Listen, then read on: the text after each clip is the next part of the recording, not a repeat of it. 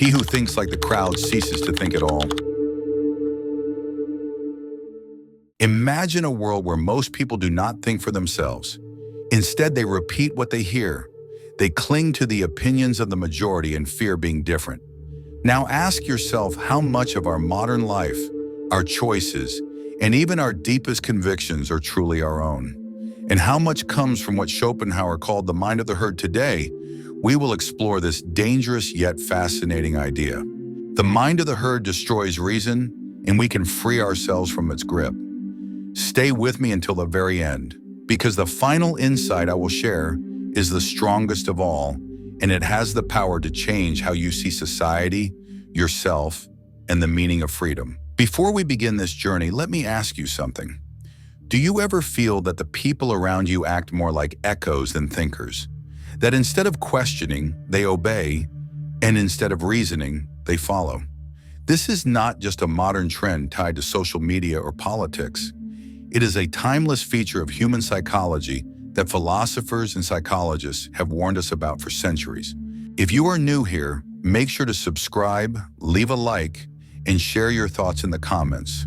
This video will challenge your worldview, and it may feel uncomfortable, but it is necessary. And if you stay to the end, you will see how Schopenhauer's ideas, combined with modern psychological insight, can arm you with tools to resist the herd's illusions and awaken a deeper, independent way of thinking. Arthur Schopenhauer lived in the 19th century, yet his words speak louder today than ever. He believed that most people do not engage in real reasoning.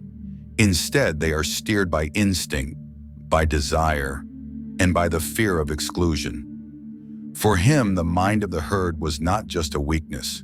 It was a destructive force that suppressed individuality, hid the truth, and undermined human freedom.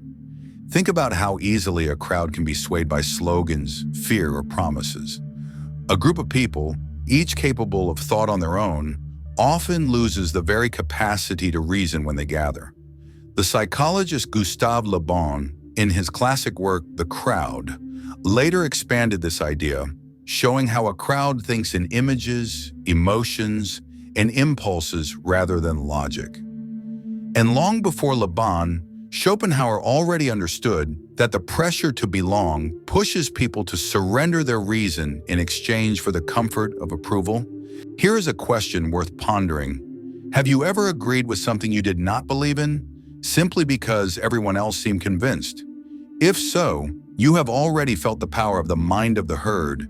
And if not, are you sure some of your deepest convictions are truly yours? Or could they be hidden imitations of the majority? Write your thoughts in the comments, because your honesty here can spark a dialogue that goes beyond the surface and enters the heart of philosophy. Schopenhauer argued that truth is not decided by the number of believers. In fact, he often implied the opposite, that if something is universally accepted, it is likely an illusion. This claim is as radical as it is uncomfortable, because it forces us to doubt the foundations of our social life, from religion to politics, from morality to culture. He warned that the collective often errs, mistaking convenience for truth and habit for reason. But why does this happen? The answer lies in both philosophy and psychology. Human beings are social creatures, and belonging offers safety. Our ancestors knew that isolation meant vulnerability, and that conformity meant survival. This instinct still lives in us, but today it shows up not as physical survival, but as psychological comfort. To disagree with the herd is to risk mockery, rejection, and loneliness. And yet, as Friedrich Nietzsche, inspired by Schopenhauer, once said, the individual has always had to struggle not to be crushed by the tribe. This is why the mind of the herd is so powerful. It plays on our fears and our wants. It whispers that it is better to be accepted than to be right. Better to be applauded than to be faithful to reason. And in that whisper, the mind drowns. Imagine a student in a classroom. The teacher asks a difficult question, and most students confidently give a wrong answer. The few who know the truth hesitate. They look around, feel the pressure, and many will stay silent or even conform to the wrong answer. This simple pattern, replicated countless times by psychologists such as Solomon Asch in the 20th century, shows how fragile independent thinking becomes when it faces the collective. Schopenhauer did not have these experiments, but his intuition told him that the mind of the herd destroys reason at its root. Now pause for a moment and ask yourself how many of your beliefs are built on evidence, and how many are inherited from the crowds you belong to. Is your political stance truly based on reflection, or is it borrowed from the group you identify with? Do you believe what you believe because it is true, or because it feels safe? These are not easy questions. They demand courage because resisting the mind of the herd means facing our deepest fears. The fear of exclusion, the fear of standing alone. But Schopenhauer insisted that the path to wisdom, to real freedom, begins right here, where we stop repeating and start asking. In this journey, we will see not only how the mind of the herd destroys reason, but also how we can resist it. In the next part, I will explain how Schopenhauer links this idea to the illusions of happiness and the endless chase for approval, and why freeing yourself from the herd requires both intellectual honesty and inner strength. But before we get there, I leave you with this challenge. Think of one belief you firmly hold today. Now imagine that everyone around you suddenly abandoned it. Would you still hold on to it, or would you quietly let it go? To understand why Schopenhauer saw the mind of the herd as so destructive, we have to look at his wider philosophy of human existence. For him, life is driven not by pure reason, but by what he called the will. This will is a blind, irrational force that pushes us to act, to desire, to survive, and to compete. It runs deeper than thought and deeper than logic. It is the very ground of our being. But when this will expresses itself through the collective, through the masses, it becomes even more dangerous. Why? Because instead of facing their desires and illusions honestly, people merge into a chorus where no one questions and everyone follows. This is where the mind of the herd most subtly destroys reason. Not with arguments, not with logic, but by drowning out the individual's voice with the noise of the majority. Think of it as a kind of hypnosis. When you are surrounded by people who all think alike, your mind begins to bend unconsciously in their direction. And once you are carried by that current, you may not even realize that your own independent judgment has vanished. 20th century psychologists offered powerful evidence for this. Stanley Milgram's famous experiments showed how ordinary people, guided by authority and bolstered by the silent approval of the group, were willing to do things they would have found unthinkable on their own.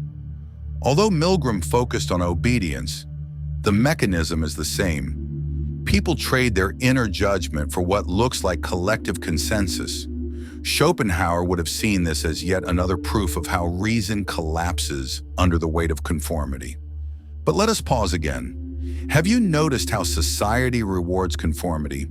From childhood, we are taught to fit in. At school, a child who asks too many questions is often labeled difficult. At work, the person who challenges group consensus risks being seen as disruptive. Even in friendships and families, silence and agreement often feel safer than honesty. So ask yourself how many times in your life you kept silent to avoid discomfort, and what that silence cost you. Schopenhauer was radical because he exposed this with brutal honesty. He said most people would rather die than think, and many do. He accused the masses of living in illusions. Illusions of progress, illusions of morality, illusions of truth, because they refuse to face the deeper reality that independent thinking often isolates you from the comfort of the herd. And yet here is the paradox. The very thing that isolates you, the courage to differ, is also what frees you. That is why thinkers like Søren Kierkegaard, who came after Schopenhauer, stressed the individual as the most important category of existence. To be a true person is to resist the suffocating embrace of the herd and risk loneliness for the sake of truth. Now consider this.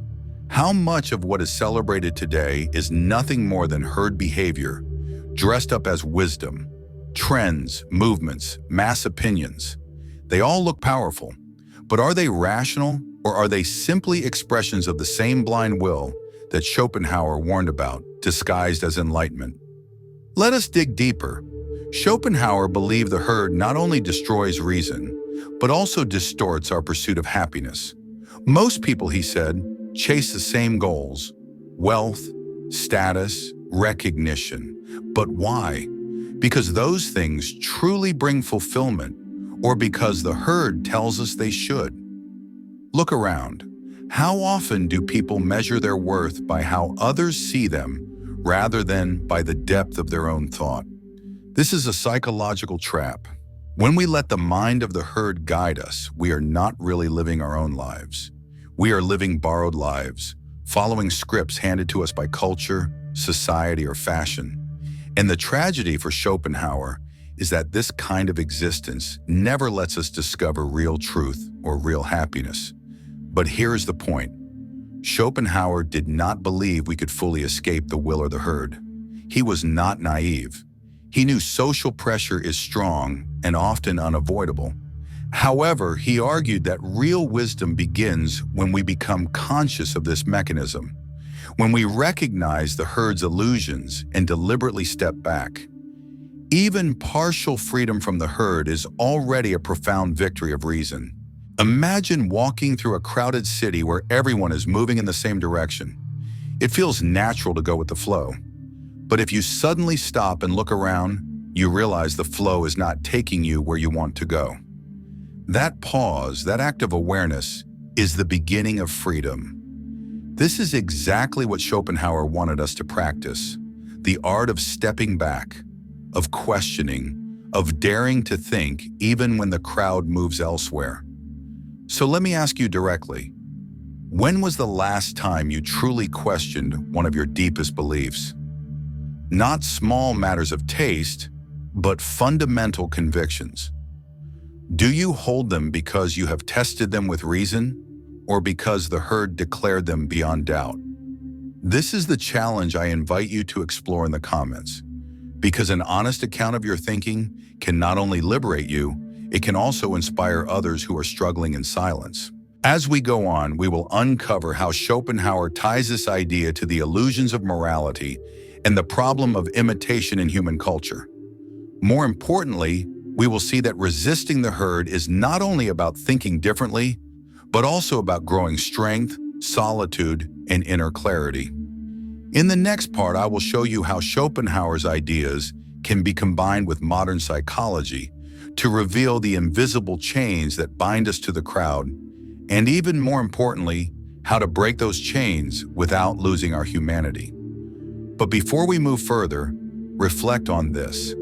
If every voice around you suddenly told you that your convictions were wrong, would you have the courage to stand with reason alone, or would you seek the comfort of the herd? Schopenhauer's reflections on the mind of the herd were not only a critique of mass opinion, they were also an attack on the moral illusions that dominate human societies. He claimed that what most people call morality is nothing more than adaptation to custom. We tend to think that if something is accepted by the majority, it must be good. But for Schopenhauer, this was the most dangerous deception of all. True morality, he insisted, cannot be dictated by the herd. It must arise from a deeper source, an honest recognition of human suffering, and a genuine compassion that does not depend on public approval. Consider for a moment how many moral codes have changed over time. Practices once seen as natural and unquestionable, such as slavery, rigid class hierarchies, or cruel punishments, were upheld by entire societies. The herd proclaimed them moral, yet history later revealed them as brutal and destructive. This shows Schopenhauer's insight. The crowd seeks not truth, but comfort. What is convenient for the many at a given moment masquerades as morality, while dissenters are cast out. Now ask yourself whether there are practices in our age that we accept blindly simply because the majority supports them.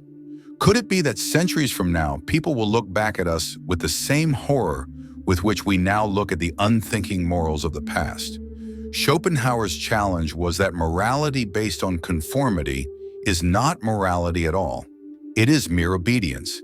And obedience, when it smothers reason, is dangerous.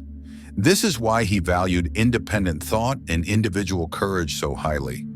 Without them, morality becomes little more than the imprint of the herd's desires. Psychology confirms this again. Studies of social conformity show that people are willing to adjust not only their opinions, but even their perception of reality to fit the group. The Ash experiments we mentioned earlier show that people will claim to see what is not there simply because everyone else in the room agrees with a false answer. In other words, the herd can suppress not only reason, but perception itself. This is where imitation comes in. Humans are natural imitators. We learn language, culture, and behavior by copying. René Girard, a modern thinker, developed the idea of mimetic desire, the notion that we want things not for their inherent value, but because others want them. Here we see Schopenhauer's warning in action. The herd does not just shape our beliefs, it shapes our very desires. We want what others want, we chase what others chase, and we call it our own. But is it really ours? Imagine scrolling through social media. How many trends, opinions, and even moral stances are adopted not through reflection, but through repetition? People post, share, and repeat ideas, often without questioning them. The result is a digital amplification of the mind of the herd. Schopenhauer could not have imagined Instagram, Twitter, or TikTok. But he understood the mechanism perfectly. The individual dissolves into imitation, and reason is replaced by the need to belong. This raises a powerful question. What in your life is truly yours, and what is imitation? Your beliefs, your ambitions, even your dreams? Do they arise from your inner reasoning, or are they borrowed from the crowd's desires? An honest reflection on this can be unsettling, but it is also liberating. Schopenhauer believed that the path out of the mind of the herd begins with solitude.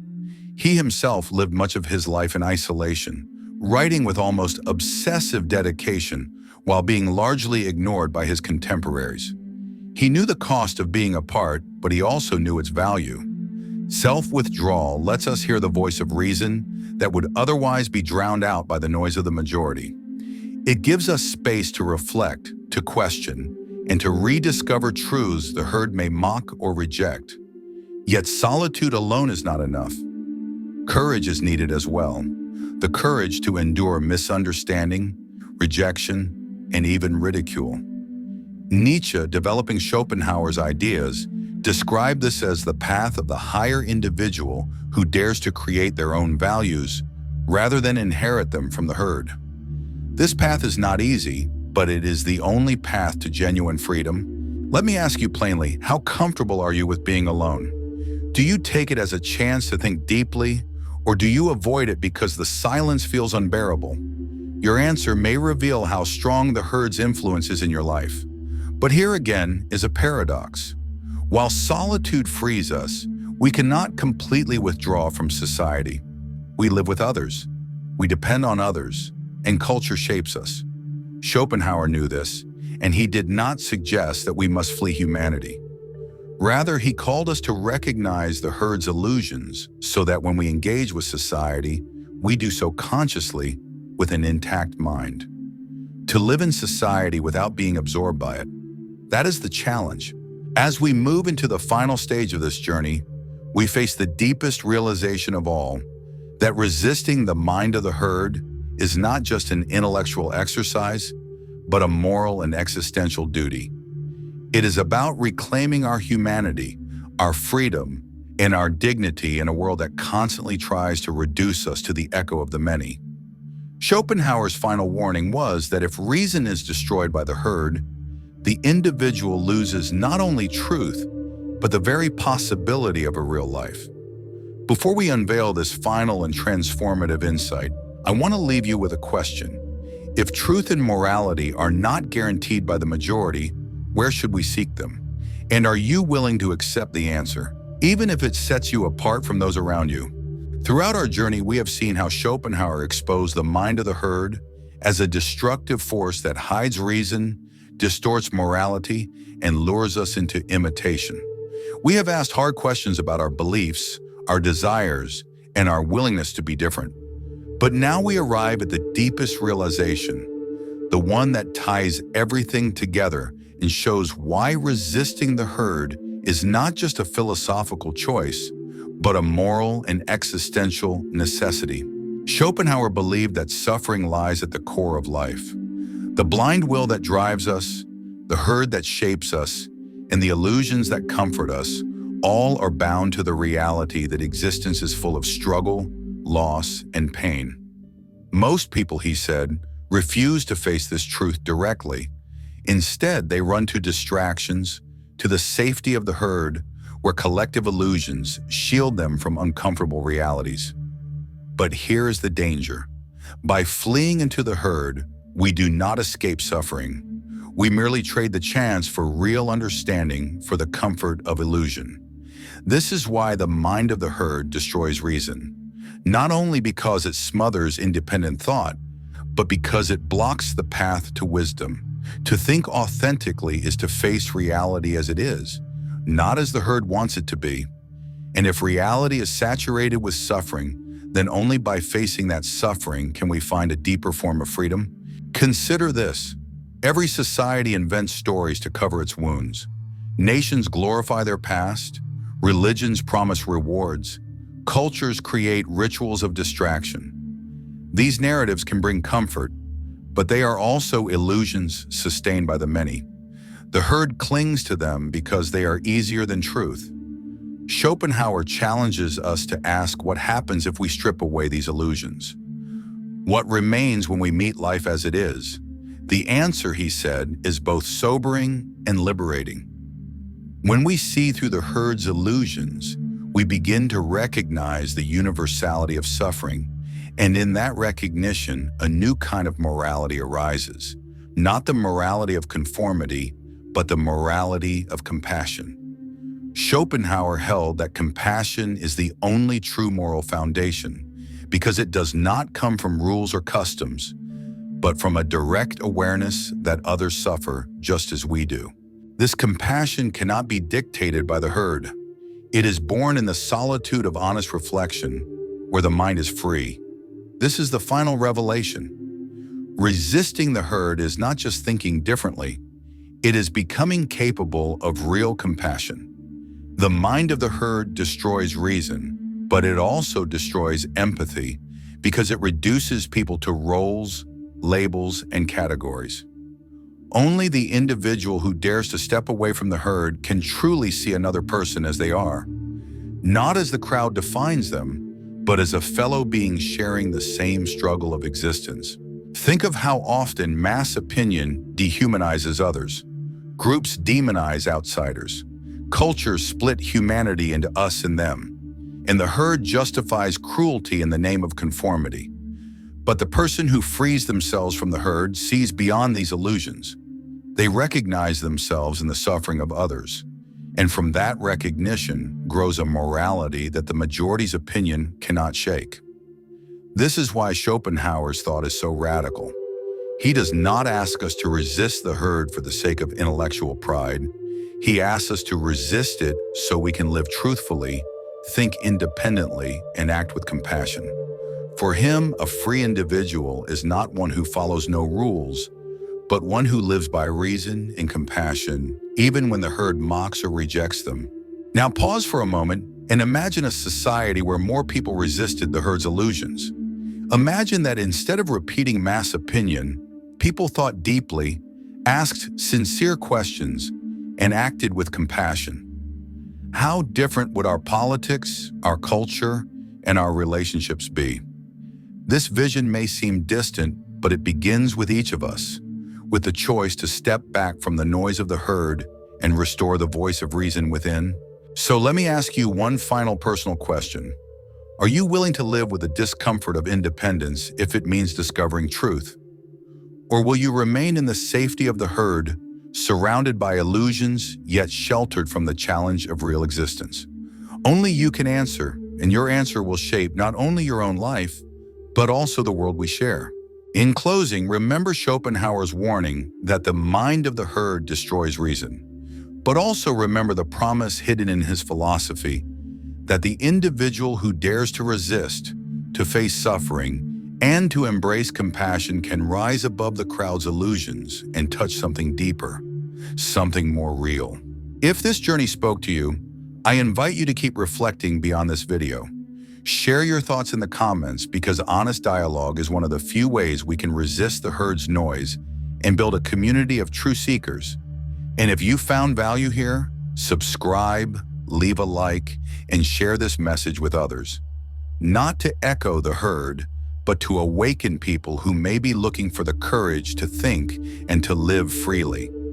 Schopenhauer's words still echo today, and they leave us with a challenge. Will you be a voice or will you be an echo? Thank you for watching.